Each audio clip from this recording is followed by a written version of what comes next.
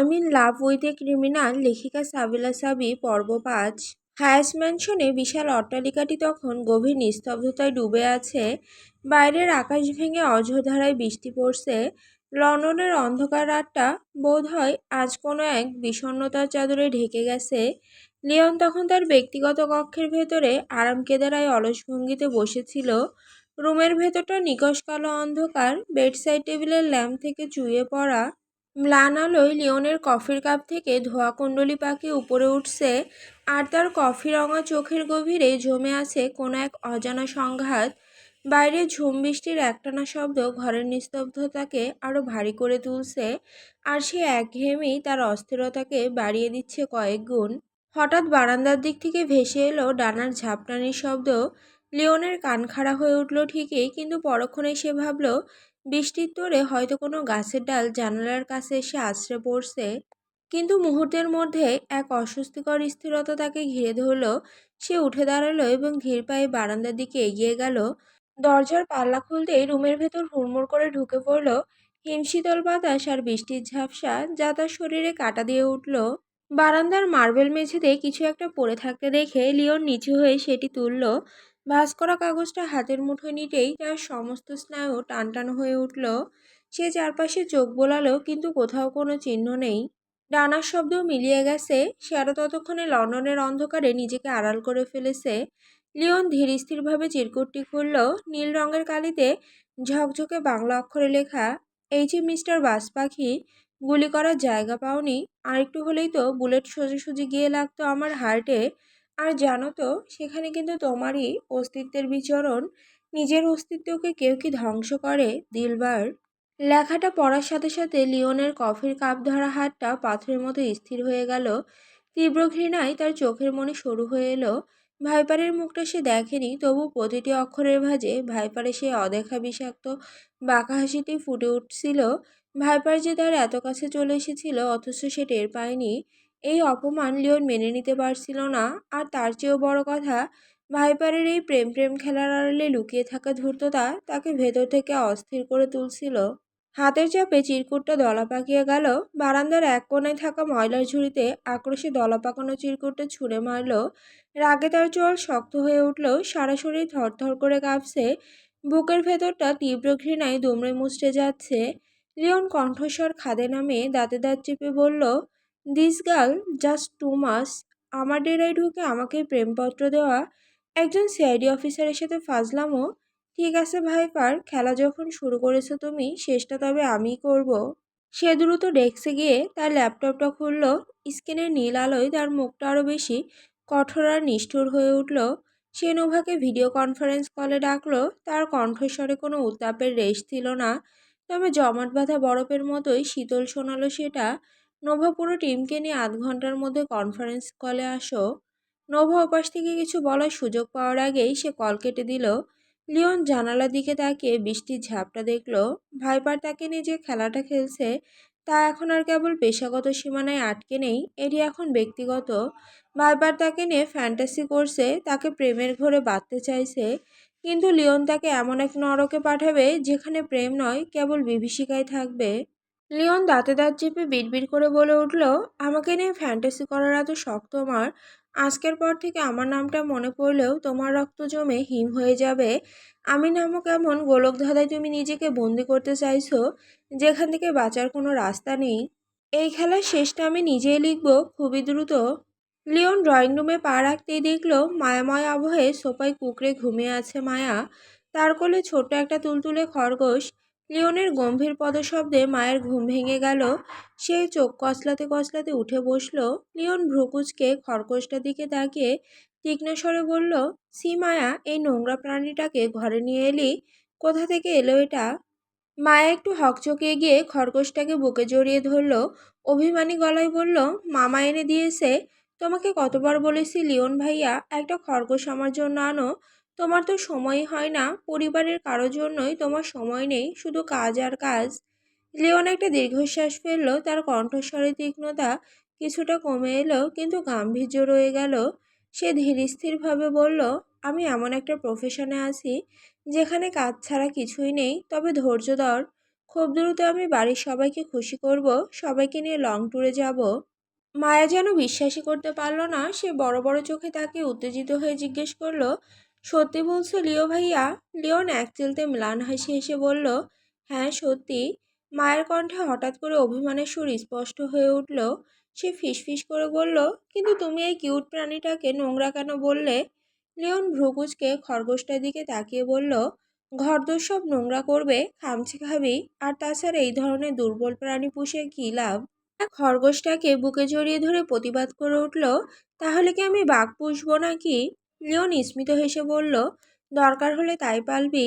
মায়ের সাথে সাথে পাল্টা জবাব দিল, তোমার মতো আস্ত একটা বাঘ তো এই বাড়িতে আগে থেকেই আছে, আর একটা বাঘের আর কি দরকার? লিওনের চোখ জোড়া মুহূর্তের মধ্যে তীক্ষ্ণ হয়ে উঠল। সে চোখ পাকিয়ে বলল, মায়া তুই দিন দিন বড্ড বেয়াদব হয়ে যাচ্ছিস। ভার্সিটি কি বন্ধ? মা একটু অপ্রস্তুত হয়ে নিচু স্বরে বলল, হ্যাঁ 2 দিন পরে খুলবে। লিওন আর কোনো কথা না বলে গম্ভীর মুখে সিঁড়ি বেয়ে উপরে উঠে গেল। তার মনের ভেতর তখন শিকার ধরার সেই শীতল পরিকল্পনাগুলো আবার দানা বাঁধছে। লন্ডনের মেফেয়ার এলাকা মানেই আভিজাত্যের অহংকার। তবে এই অহংকারের ছায়াতে লালিত হয় আন্ডারওয়ার্ল্ডের কুখ্যাত সব ষড়যন্ত্র। দিনের বেলা এখানে জাঁকজমকার পর্যটকদের ভিড় থাকলেও রাত গভীর হতেই পুরো এলাকা নিঝুম নিস্তব্ধতায় স্তব্ধ হয়ে পড়ে। ঘড়িতে তখন রাত 3:23। ঝিরঝিরে বৃষ্টির ছাটে লন্ডনের পিচঢালা রাস্তাগুলো কালচে কাচের মতো চকচক করছে। সোডিয়াম ল্যাম্পপোস্ট থেকে চুইয়ে আসা হলদেটে আলো কুয়াশার ভেতর থমকে আছে। ডানিয়েলের টাউন হাউসটি রাস্তার শেষ প্রান্তে এমন এক জায়গায় অবস্থিত যেখানে কোনো পুলিশি টহল বা সাধারণ মানুষের আনাগোনা নেই। বাইরে থেকে যে বাড়িটি আভিজাত্যের প্রতীক বলে মনে হয়, ভেতরে তার প্রতিটি ইঞ্চিতে লেগে আছে নিষ্ঠুরতার ছাপ। টাউন হাউসের মিটিং রুমের ভেতরটা বাইরের পৃথিবী থেকে একরকম নির্বাসিত। দেওয়ালের গায়ে বসানো কালো মার্বেল পাথরগুলো ঘরের সবটুকু আলো শুষে নিয়ে চারপাশকে এক গুমট অন্ধকারের চাদরে মুড়ে রেখেছে।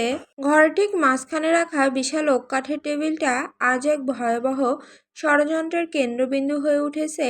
টেবিলের ওপর লন্ডনের মানচিত্রটা খোলা, পাশে মার্কের ল্যাপটপ। টেবিলের উপর রাখা দ্য স্যাভয় হোটেলের নকশাটার দিকে তাকালেই বোঝা যায় কালকের পরিকল্পনাটা কতটা নিখুঁত। হোটেলটাই এখন তাদের শিকারের প্রধান ক্ষেত্র।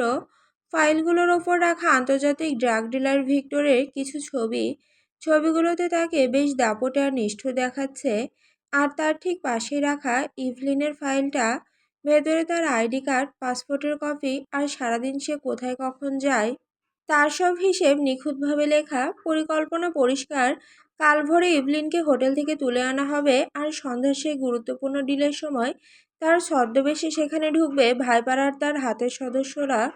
হোটেলের সেই গোপন সুইটের চাবি আর ইভলিনের হয়ে ওঠার যাবতীয় ব্লুপ্রিন্ট এখন ভাইপারের হাতের মুঠোয়। যা কাল সন্ধ্যার সেই ডিলটিকে কেন্দ্র করে লন্ডনের আন্ডারওয়ার্ল্ডের ক্ষমতার সমীকরণ চিরতরে বদলে দেবে। ঘরের ঠিক মাথায় রাখা উঁচু কারুকার্যময় চামড়ার চেয়ারটায় বসে আছে দানিয়েল।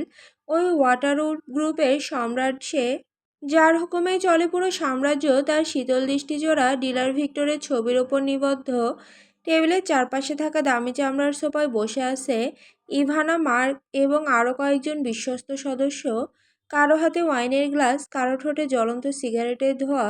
সবার দৃষ্টি আটকে আছে ভাইপারের ওপর। দানিয়েলের ঠিক পাশেই সোফায় আয়েশ করে গা এলিয়ে বসে আছে ভাইপার, আলফা ওম্যান, যার প্রতিটি ভঙ্গি যেমন রাজকীয় তেমনি ভয়ঙ্কর। তার পরনে কালো সিল্কের শার্ট, হাতাগুলো কনুই পর্যন্ত গোটানো, কবজিতে দামি ঘড়ি, আর আঙুলের ফাঁকে রয়েছে জ্বলছে দামি এক চুরুট। অন্য হাতে ধরা ক্রিস্টালের গ্লাসে ওয়াইন। ধোয়ার কুণ্ডলি তার মুখটাকে কিছুটা অস্পষ্ট করে রাখলেও তার চোখের ধারালো চাহনি বলে দিচ্ছে কালকের দিনটা লন্ডনের অন্ধকার জগতের জন্য কতটা ধ্বংসাত্মক হতে চলেছে। পরের দিন ভোরবেলা লন্ডনের কুয়াশাচ্ছন্ন রাস্তায় মার্ক আর তার দলবল খুব নিখুঁতভাবে ইভলিনকে তুলে আনলো। এই ছোটোখাটো কাজের জন্য ভাইপারে যাওয়ার কোনো প্রয়োজন ছিল না। সে তার শক্তি আর বুদ্ধি সঞ্চয় করছিল সন্ধ্যার জন্য। কারণ আসল খেলা তো বাকি। সন্ধ্যাবেলায় ওই ড্রাগ ডিলারের মুখোমুখি হয়ে ডিলটা সম্পন্ন করার দায়িত্ব একমাত্র ভাইপারের। বিকেলবেলা সিআইডি অফিসের পরিবেশটা আজ বেশ অন্যরকম। বাইরের ব্যস্ততা আর দাপ্তরিক কাজের চাপে সময়টা থমকে দাঁড়িয়েছে। অফিসের ফাইলে ঘেরা টেবিলে টেবিলে তখন কাজের খসখস আওয়াজ, আর তারই মাঝে শোনা যাচ্ছে হালকা গুঞ্জন। সেই গম্ভীর ব্যস্ততার মাঝে হঠাৎ করে খবরটা ছড়িয়ে পড়ল, আজ তাদের সহকর্মী অফিসার আরিয়ানের জন্মদিন। টেবিলটা ঘিরে তখন সহকর্মীদের খুশির আড্ডা আর শুভেচ্ছা জানানোর তোড়জোড়। সুযোগ বুঝে অফিসার রওশন হাত পা নেড়ে আরিয়ানের কাছে ট্রিটের আবদার জুড়ে দিল।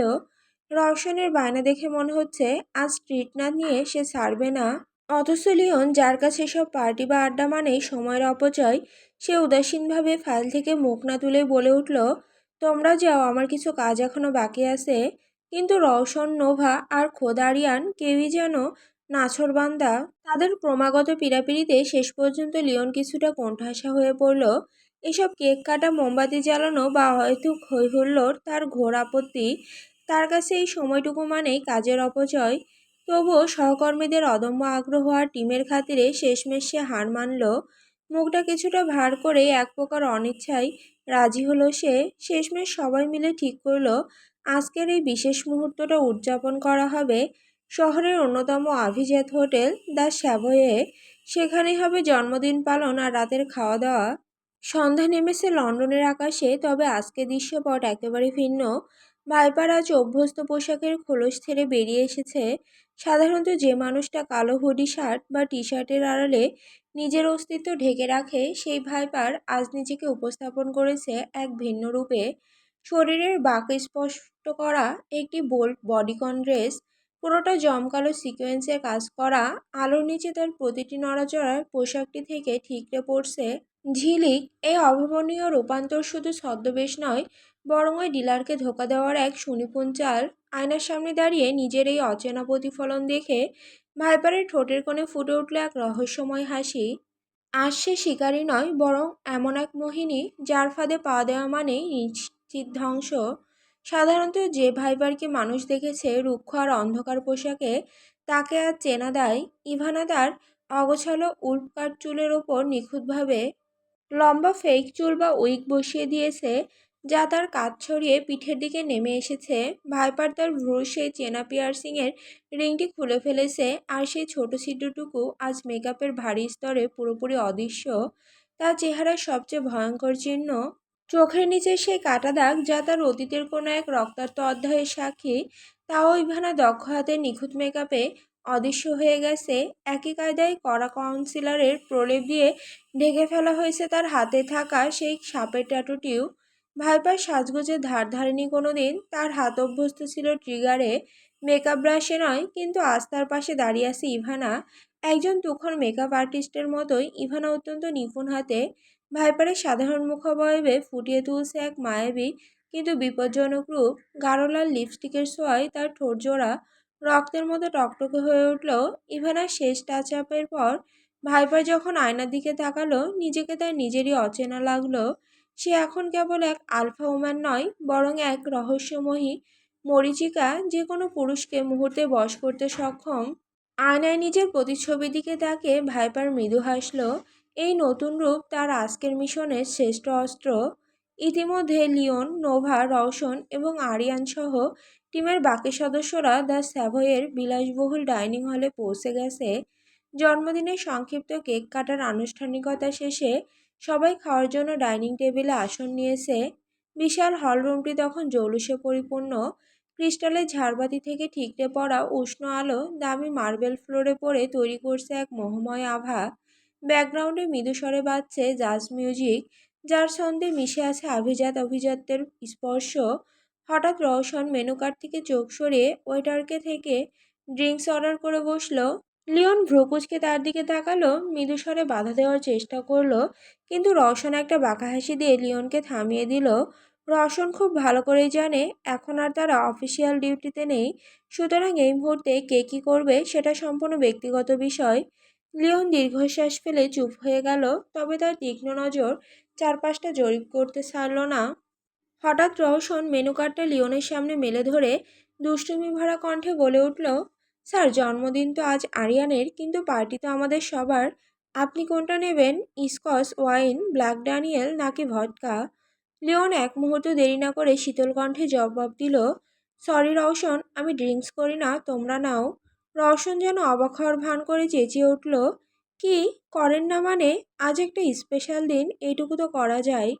লিওন এবার একটু গম্ভীর হয়ে তাকালো। ধীর স্থির গলায় বলল, দেখো এসব অ্যালকোহল মানুষের বিচার বুদ্ধি লোপ করে দেয়।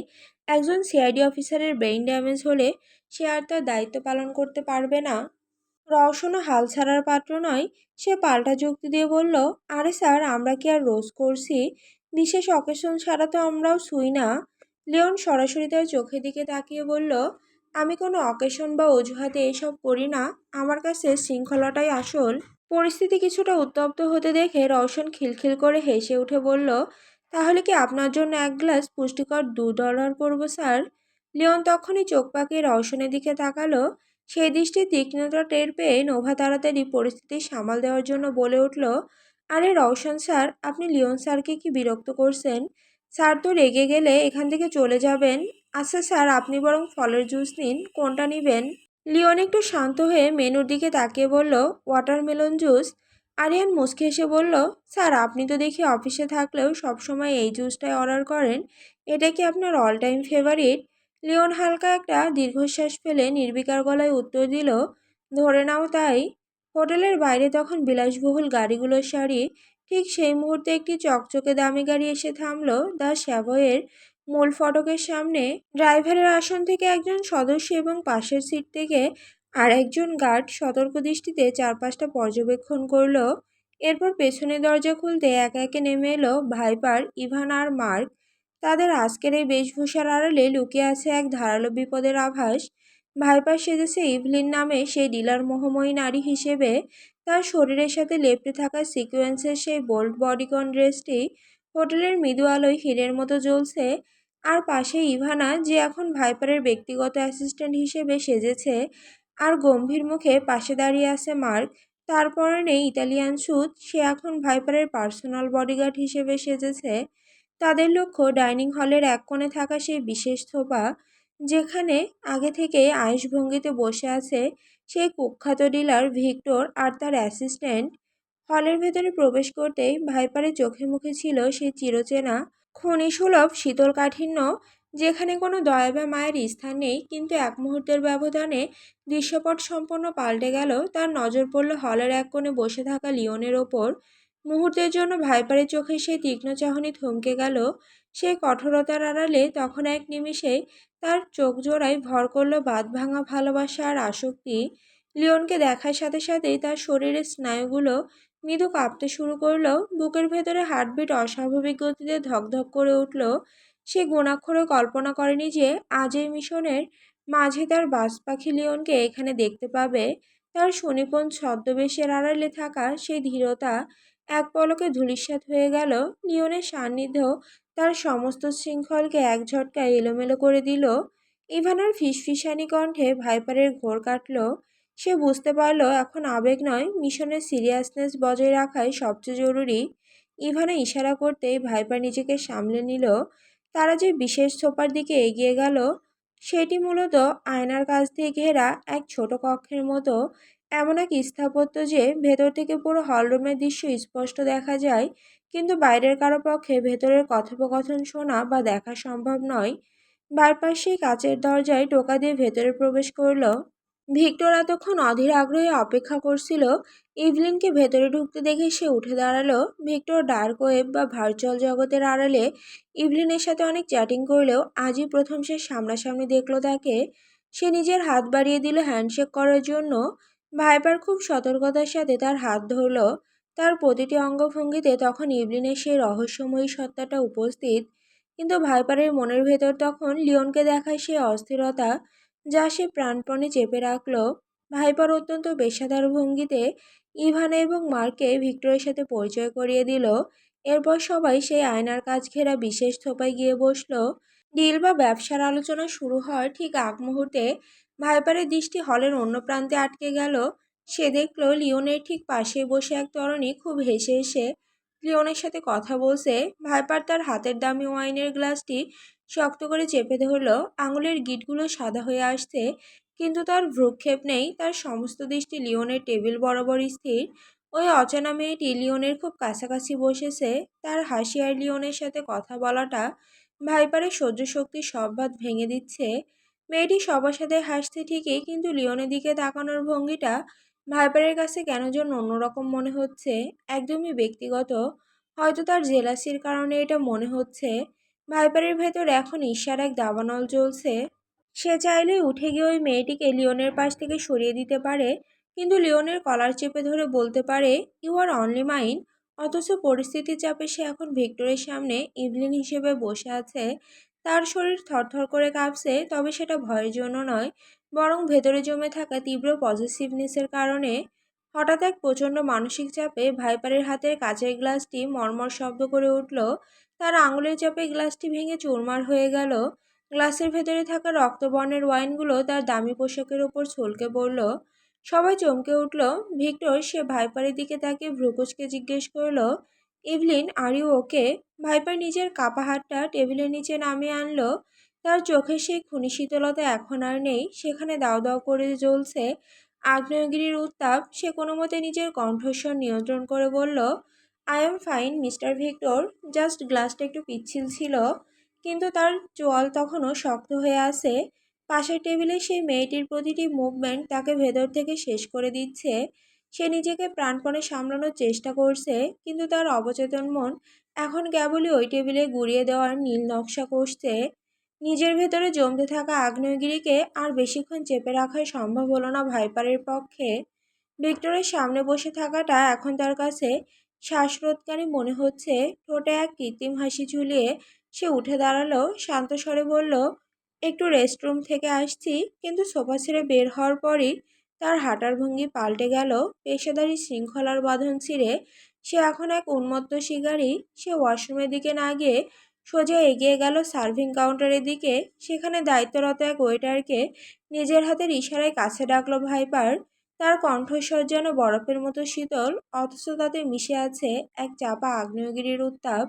ওইটার কাছে আসতেই ভাইপার লিওনের টেবিলের দিকে একবার তীক্ষ্ণ নজর বুলিয়ে নিল, তারপর নিচু স্বরে প্রশ্ন করলো, ওই টেবিলে যেখানে একটা মেয়ে আর কয়েকজন ছেলে বসে আছে, ওরা কি কি অর্ডার করেছে? ওয়েটারের গলার আওয়াজ একটু কেঁপে উঠল। ভাইপারের সে ভয়াবহ চাহনি দেখে সে ইতস্তত করে বলল, ম্যাম, ওরা খাবার আর ওয়াইনের পাশাপাশি ওয়াটারমেলন জুস অর্ডার করেছে।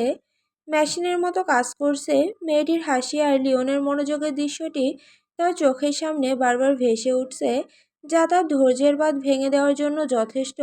সে নিশ্চিত ওই ওয়াটারমেলন জুসটা মেয়েটির জন্যই। ব্যাগ থেকে অত্যন্ত সতর্ক ভঙ্গিতে ক্ষুদ্র একটা প্যাকেট বের করলো ভাইপার। তার হাতের আঙুলগুলো পাথরের মতো অচল। সেখানে কোনো কম্পন নেই, বরং রয়েছে এক প্রকার ভয়ানক প্রশান্তি। প্যাকেটটি ওয়েটারের হাতের মুঠোয় গুজে দিয়ে সে নিচু স্বরে বলল, জুসটা এটা মিশিয়ে দেবে, কেউ যেন টেরও না পায়। আর যদি এক ফোঁটা এদিক ওদিক হয়েছে তবে জায়গায় খালাস করে ফেলবো। ভাইপারের চোখের দিকে তাকাতে ওয়েটারের হিমশীতল এক ভয় অনুভব করলো। সে বুঝতে পারলো তার সামনে দাঁড়িয়ে থাকা এই নারী কোনো সাধারণ কাস্টমার নয়। তার চোখের ওই গভীর নির্লিপ্ত চাহনি সাক্ষাৎ মৃত্যু পরোয়ানা।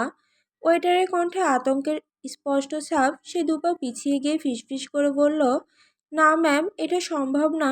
ওনারা সিআইডির লোক। সামান্যতম ভুল কিছু হলে আমাকে সোজা জেলে পৌঁছতে হবে।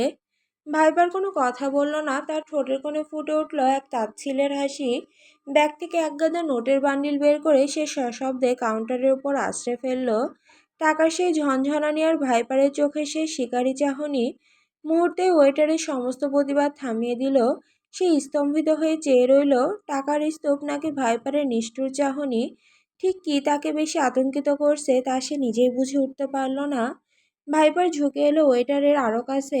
তার ফিসফিসানি বিষাক্ত বাতাসের মতো ওয়েটারের কানে প্রতিধ্বনিত হলো, আমি তোকে আরও টাকা দিচ্ছি, কাজটা শেষ কর, তারপরে এই শহর ছেড়ে চিরতরে উধাও হয়ে যাবি, পারবি না?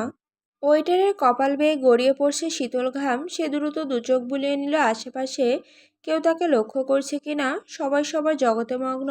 ওয়েটার কোনো উপায়ান্তর না দেখে প্রায় কাঁপা কণ্ঠে ফিসফিসিয়ে উঠল, পারবো ম্যাম, পারবো। আসলে এখানে আমার কোনো বৈধ আইডি বা এগ্রিমেন্ট নেই।